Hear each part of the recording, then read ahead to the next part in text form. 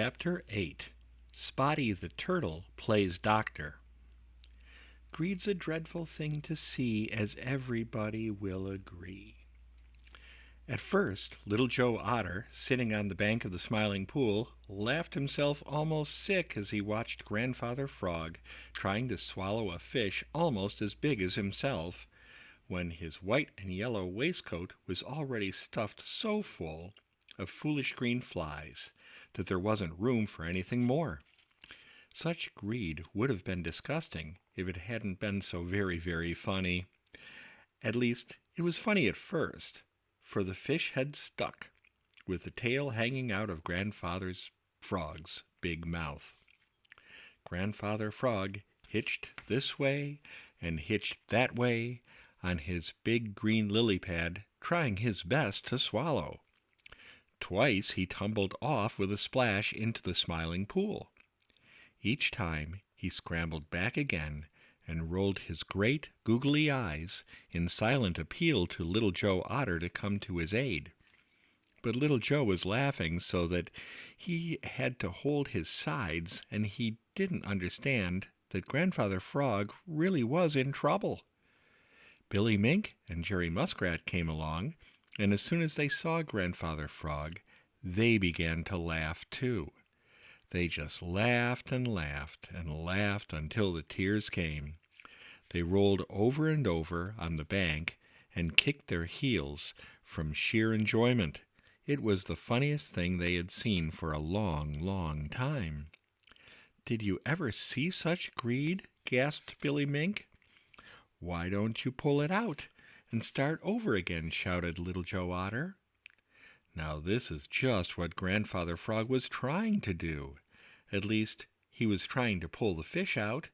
He hadn't the least desire in the world to try swallowing it again. In fact, he felt just then as if he never, never wanted to see another fish so long as he lived. But Grandfather Frog's hands are not made for grasping slippery things, and the tail of a fish is very slippery indeed. He tried first with one hand, then with the other, and at last with both. It was of no use at all. He just couldn't budge that fish. He couldn't cough it up, because it had gone too far down for that. The more he clawed at that waving tail with his hands, the funnier he looked, and the harder Little Joe Otter and Billy Mink and Jerry Muskrat laughed. They made such a noise that Spotty the Turtle, who had been taking a sun bath on the end of an old log, slipped into the water and started to see what it was all about.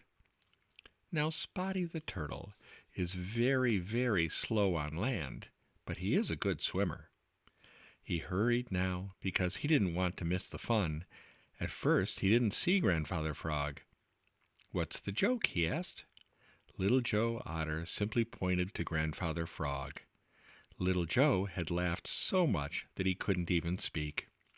Spotty looked over to the big green lily pad and started to laugh too. Then he saw great tears rolling down from Grandfather Frog's eyes and heard little choky sounds. He stopped laughing and started for Grandfather Frog as fast as he could swim. He climbed right up on the big green lily pad and, reaching out, grabbed the end of the fish tail in his beak-like mouth. Then Spotty the Turtle settled back and pulled, and Grandfather Frog settled back and pulled. Splash! Grandfather Frog had fallen backwards into the Smiling Pool on one side of the big green lily pad. Splash! Spotty the Turtle had fallen backward into the Smiling Pool on the opposite side of the big green lily pad, and the fish which had caused all the trouble lay floating on the water. Thank you," gasped Grandfather Frog as he feebly crawled back on the lily pad. "A minute more and I would have choked to death." "Don't mention it," replied Spotty the Turtle. "I never, never will," promised Grandfather Frog.